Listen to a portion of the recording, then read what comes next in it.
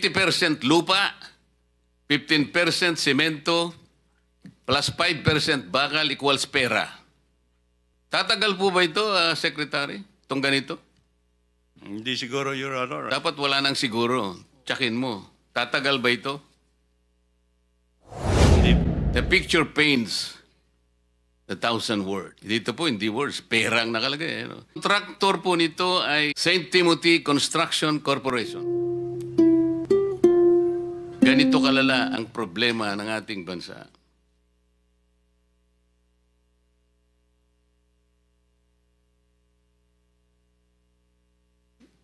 Ready ba yung isang slide natin para makita lang yung...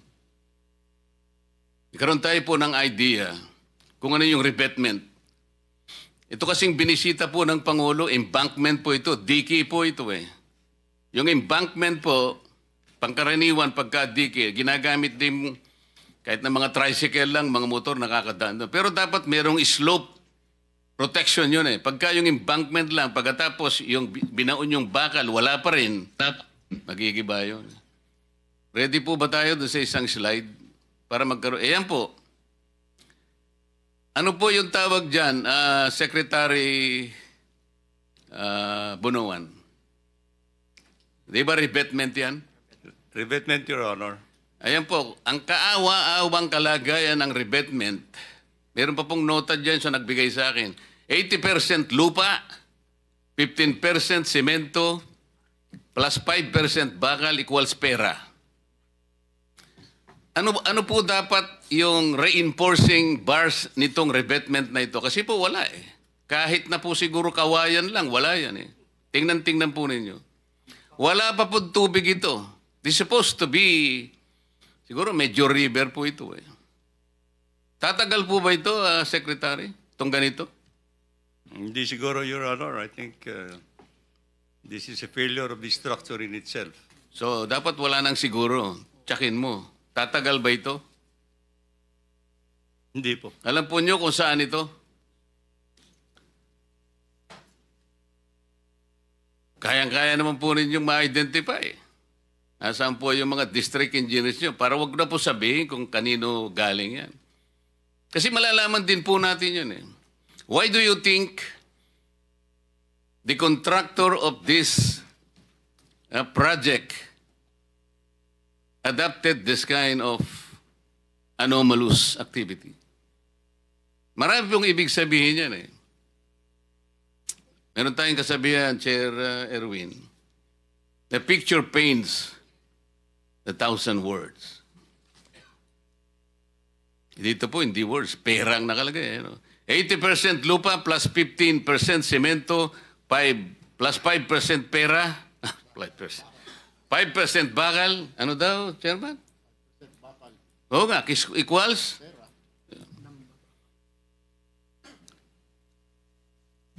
This is a microcosm of the projects. I think this completely represents the project na ginagawa po ngayon. Kaya wala po talagang mangyayari sa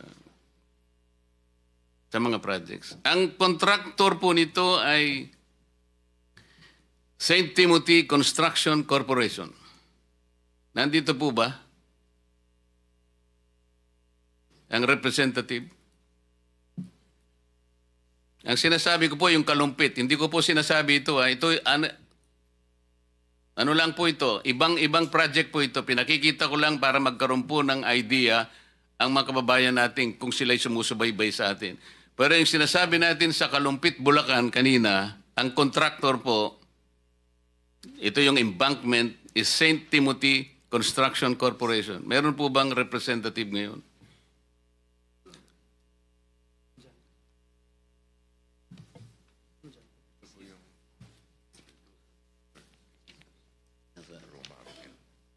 Ito? Roma Angeline? The representative is one Miss Maria Roma Angeline Remando. Nandyan po ba kayo, Madam?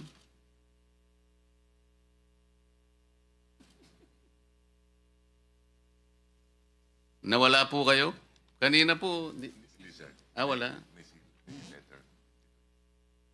Wala pala sila.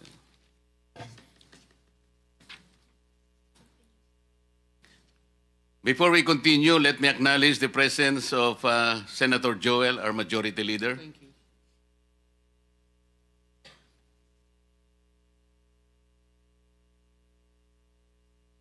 Before I continue, some of my colleagues would like to make short opening statements, no longer than 2 minutes, please. Let me acknowledge also the arrival of Senator Bam Aquino. Any one of my colleagues who want to... The first one to arrive. 2 minutes, sir. Thank you. 1 minute lang, Mr. Chairman. Thank you, Mr. Chairman.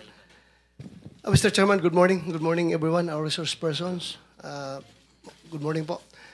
I just would like to quote the very famous impression made by our majority leader, Senator Joel Villanueva, that according to him, na kung itong ating flood control funds, no, pondo na dedicated to flood control, divided by the number of days in 1 year, which is 365 days, it will amount to 1 billion pesos per day government expenditure dedicated to flood control projects only. So, sa ordinaryong tao, pag ito'y kanilang narinig, ay talagang lalong-lalo na, including me, at lalong-lalo na yung mga taong kasalukuyang nabibiktima sa mga baha. Iniisip nila na sana yung 1 billion a day na yan, binigay na lang yan sa amin at kami na ang gumagawa ng flood control dito sa aming lugar para ma-mitigate yung sitwasyon na ito. But anyway, we are not entirely blaming everything to the projects. Meron tayong, we have a plethora of reasons bakit nangyayari ito. Meron tayong climate change, meron tayong sinasabing yung reclamation and other reasons. Pero yun nga, sa ordinaryong tao, kailangan maklaro natin ito.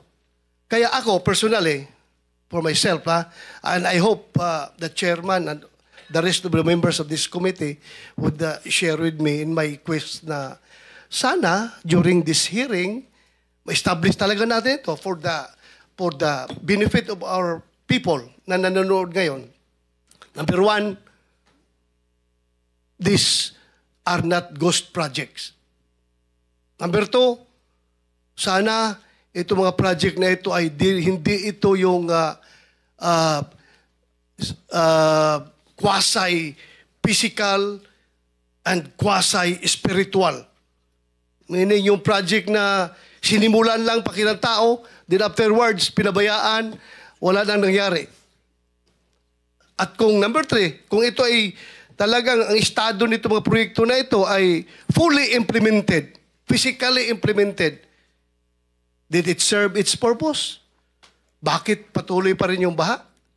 So, yun po mga Mr. Chairman, ang gusto nating malaman today, and I hope, I hope that all our resource persons would cooperate 100% in this Senate investigation. Because itong mga aming committee ng Blue Ribbon Committee, we are not witch hunters here. We are not ghostbusters. We are truth seekers. So in our quest for the truth, sana you play a very vital role para makamit natin ang katotohanan dito para sa ating inang bayan. Maraming salamat, Mr. Chairman. Thank you. Thank you for your 2.5 minutes, Senator Bato. Following the order of arrival, I will call on Senator Rapi Tulfo for his 2 minutes. Maraming salamat, Mr. Chair. Ako po ay magbibigay ng senaryo kung paano po mahilintulad sa karneng baka sa palengke ang ilang bilyones na napupunta sa flood control. At kung paano po ito kinakatay, china-chop-chop, at niluluto. Nagsisimula po yan sa isang proponent na kung saan ay kakatay po siya ng, say, 20 billion pesos mula sa NEP, BICAM, and ang program appropriation. Now, itong proponent na ito ay dadalhin niya ang 20 billion na nakatay niya doon sa mga nabanggit ko, NEP, BICAM, and program sa Region 4B. Na kung saan ang regional director doon ay isang nagngangalan Mr. Gerald Pakanan, excuse me. Now, yung 10 billion, si proponent na ang gagawa ng project dahil meron naman siyang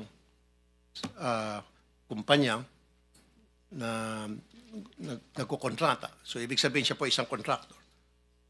So, hindi na po natin malaman kung magkano eksakto ang kanyang kikitain doon sa 10 billion.